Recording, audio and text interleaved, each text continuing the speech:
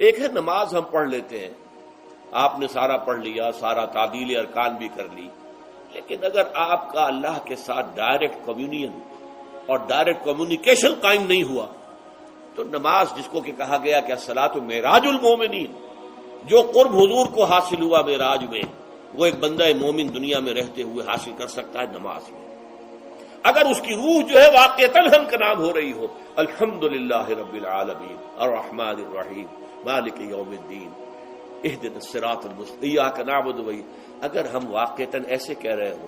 کہ ہمیں احساس ہو کہ ہم اللہ کے حضور میں حاضر ہیں اور عرض کر رہے ہیں، سجدہ کریں تو حدیث میں آتا ہے کہ ایسے محسوس ہو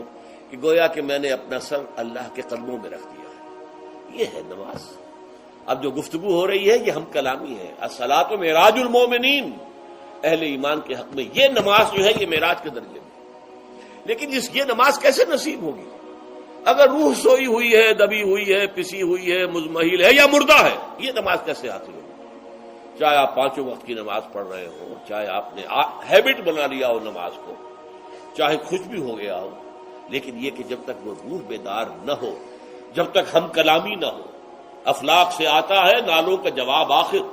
اٹھتے ہیں حجاب آخر، کرتے ہیں خطاب آخر، جب تک یہ نہ ہو،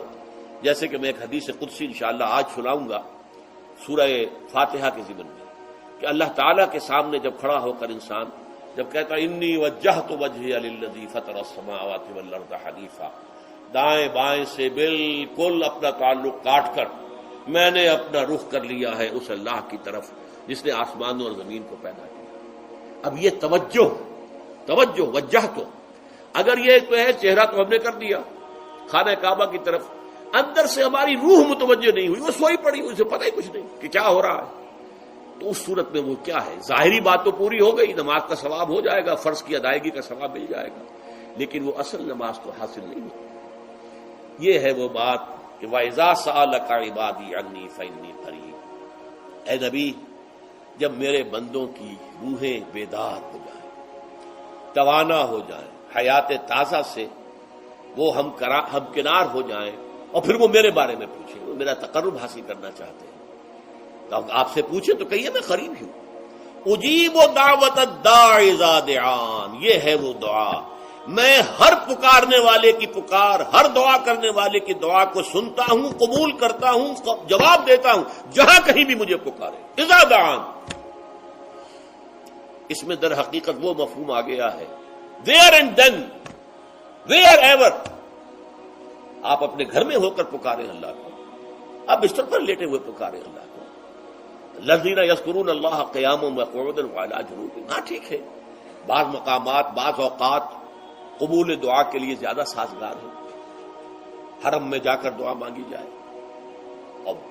منا میں عرفات میں خاص طور پر، جبل رحمت پر خاص طور پر، ملتزم جو ہے کعبے کا اس پر خاص طور پر، وہ ایام بھی ہیں خاص، لیکن یہ نہیں ہے کہ بقیہ دنوں میں آپ کے اور اللہ کے درمیان کو بڑا فاصلہ ہے۔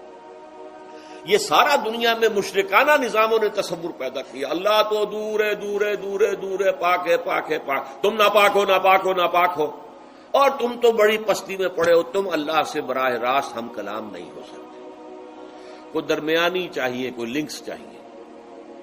کوئی پجاری ہوگا، کوئی پروہت ہوگا، کوئی پنڈت ہوگا، کوئی پیر ہوگا، کوئی پادری ہوگا، کوئی پوپ ہوگا، اس کے ذریعے سے تم اللہ سے ہم کلام ہو، خود نہیں۔ اور جب ذریعے بیچ میں آ گئے تو ان کی مٹھی گرم کرو، ان کی چاپلوسی کرو، ان کو بھی جو ہے چادریں چڑھاؤ، ان کو نذرانے پیش کرو، یہ ہے بدترین ایکسپلائٹیشن جو مذہب کے ذریعے سے نوع انسانی کی ہوئی ہے۔ یہ 2 ایکسپلائٹیشن دنیا میں ہوئی ہے تاریخ انسانی میں، ایک بادشاہوں کی طرف سے خراج دو ہمیں، محنت تم کرو گے کھیت میں، آدھا حصہ ہمارے پاس آئے گا، ہم عیش کریں گے، ہم سٹینڈنگ آرمیز رکھیں گے تاکہ ذرا تم بغاوت کرو تو تمہارا سر کچل دیا جائے۔